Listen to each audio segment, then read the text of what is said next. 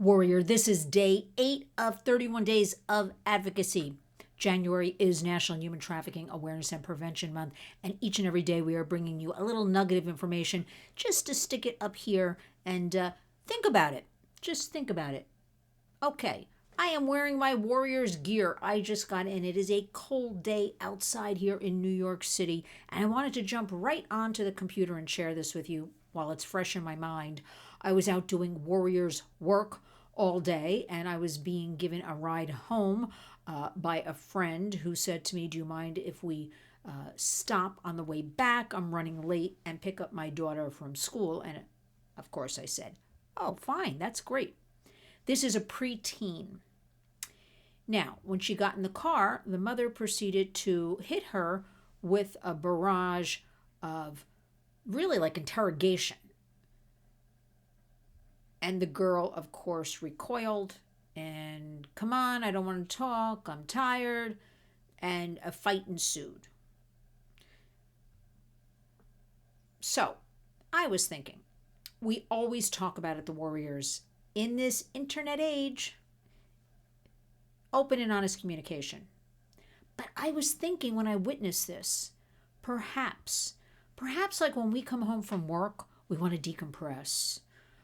We want to just slow down. We want to just take some time to, I don't know, stare at a wall, take a shower, do nothing, say nothing. So I was thinking we have to retrain ourselves to perhaps the best way, and I'm not a doctor, a psychologist, psychiatrist, none of that. I'm just a warrior. That maybe due to all of these pressures we have and seem to be escalating, especially in the last few years, and I think you know what I mean, everybody's overwhelmed. We've been through a rough spot. We've been through so much that perhaps when a child gets in a car after school, the correct thing to do would just be say, "Hi, I missed you today." No talk. "Hi, I love you." No talk. Let the child dictate the conversation, the teen. If you ride home and there's no talk, there's no talk.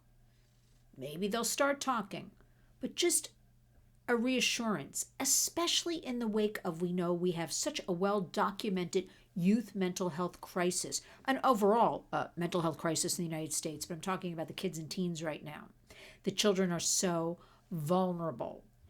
And so maybe this is a new way of looking at things, because even when I grew up as a kid in the 60s and 70s in New Jersey, and my parents were great, I had a great childhood. I feel very blessed every day doing the Warriors work I do to realize at this age how lucky I was that I had a wonderful upbringing and family.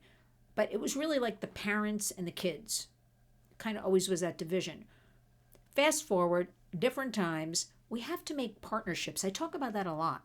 I talk about digital partnerships, but we need these family partnerships. Everybody's included. Everybody can have a say. Everybody comes together with their ideas.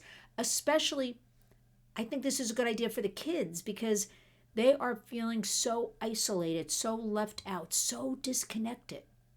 This is a way to bring them back in. Now, that being said, the parents are the parents.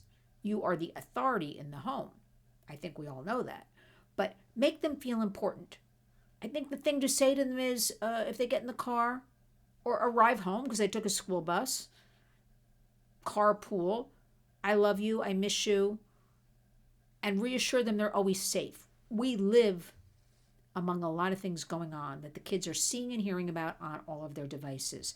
They may never bring it up to you, and you most likely may never bring it up to them. Somewhere in those little brains, things are sticking.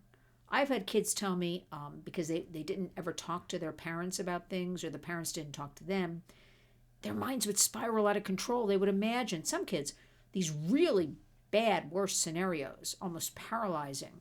So we want to avoid all of that. We want the kids to know they were missed, they are loved, they're in a safe space, they're safe with you. And I think if we start there, it sounds very simplistic. We could get a lot of work done with the kids, and especially if something really bad happened to your child in real time or online, we want the kids to come to us and tell us about that. But they'll only do that if they can really trust us and they know a parent or grandparent or a guardian, because remember, our family units today are made up of all different dynamics with grandparents raising kids and aunts and uncles and older siblings. So we have to address that as well. But the reaction is, okay.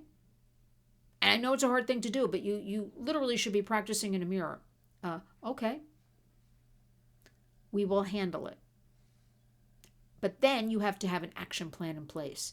And I highly recommend, I know you don't want to talk about any of this, but should something happen when your mind is paralyzed and you're traumatized and you're horrified, you won't know what to do. But if you have a one-sheeter, as I like to call them, I date myself.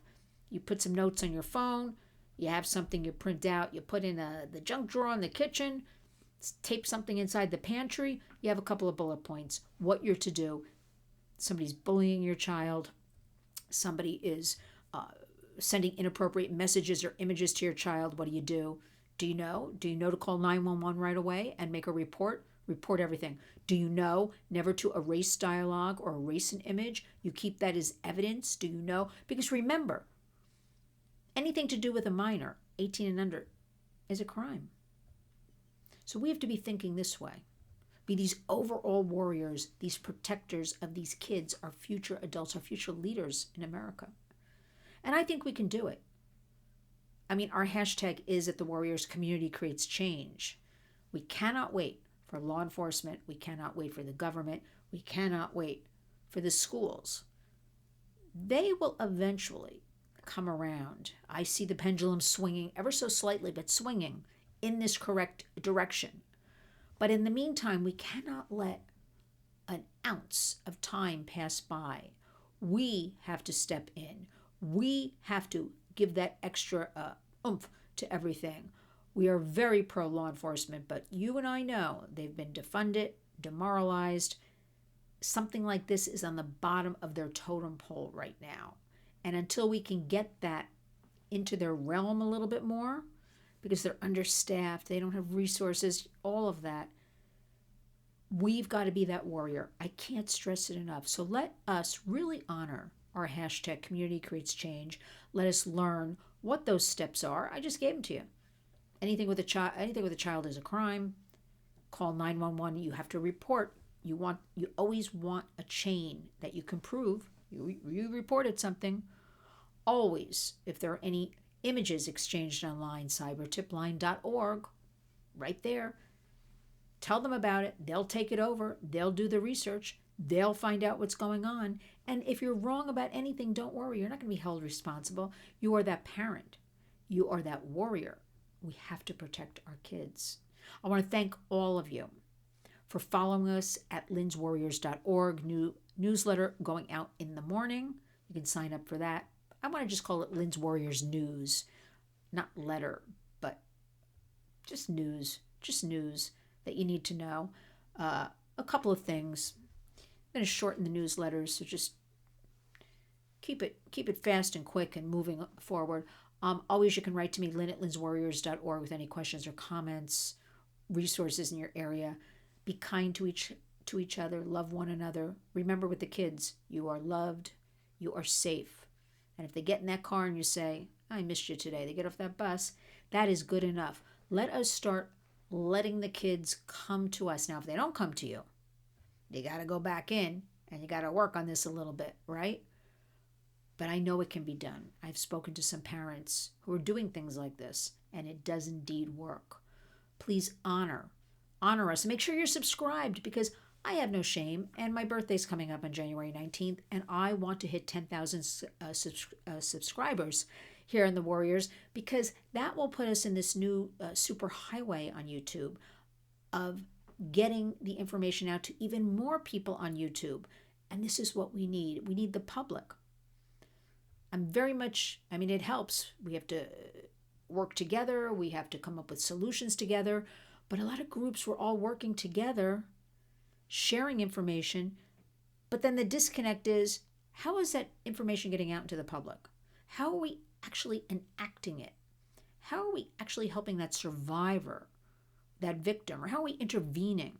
And that's the part that's missing. But you know what? I make a pledge to you for 2025, and join me. We we'll be getting the information directly out into the public. So join me in that. Make sure you're subscribed, because a lot of people have been unsubscribed. Who knows how that works? Make sure you hit the little bell. You can become a member, get videos first.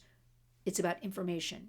Information. Anything I get in Albany or in DC as I begin my journey very shortly there, much more frequently, I want to share with you. I want you to be privy. I want you to be part of this, because without you, I can't be this warrior. Please honor our hashtag Community Creates Change. And remember, each and every day, get up and go out and be a warrior.